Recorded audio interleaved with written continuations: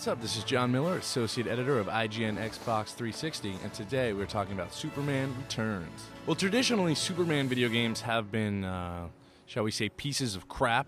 Going back in the history of superhero games, these have traditionally been the worst for whatever reason. I think the reason is that it's so hard to capture all the things that Superman can do, having that super speed, all those superpowers. Basically, with the exception of Kryptonite, Superman really has no weakness. How do you make that into a fun video game? I don't know, and I think EA is still looking for the answer as well. So about Superman Returns. It is loosely based on the movie of the same name released earlier this year, although there is no storyline whatsoever. Basically, you're going to fly around a giant open-world metropolis, and random robots and dragons are going to pop up.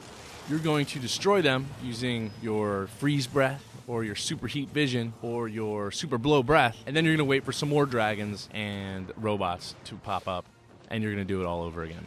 Now, what is fun about Superman Returns is you really are able to harness all the superpowers. You can fly faster than a speeding bullet simply by holding down the right bumper, and you'll be able to launch from the streets of Metropolis high up into the skyline in just a half a second, and you can really just zip all over that city in a matter of seconds. And the feeling of speed is amazing. It's probably the best thing Superman Returns does.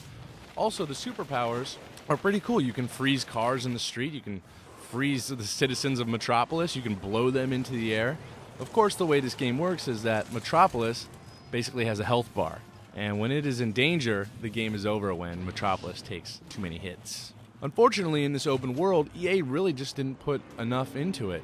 You can drop down onto the streets of Metropolis and walk around, or you can run around at super flash speed, but there's nothing to do except look for kittens, which basically unlock things like costumes and video clips in the Fortress of Solitude, which is in the pause menu. But other than that, you simply walk around and nothing happens. People walk, cars drive, but you can't go in anywhere.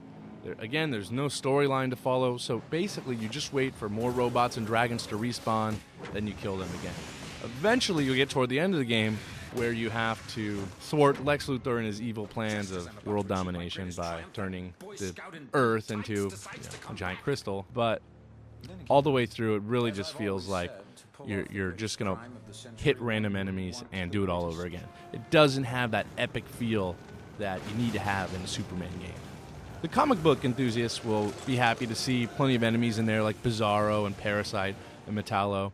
So there is much more to it than the movie. Visually, the game actually looks good as you're flying around. The sense of speed, like I said, is great.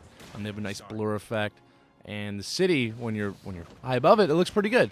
But when you come down on the ground, the textures are pretty basic. And in the end, it's just a very average-looking game.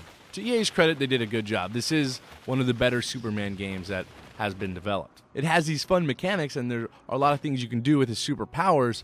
Unfortunately, there's no great enemies to use the powers on. Some things don't make sense, like you can run out of heat vision. It's this problem where the video game universe and the Superman universe collide, and the results just make for a kind of a ho-hum video game experience.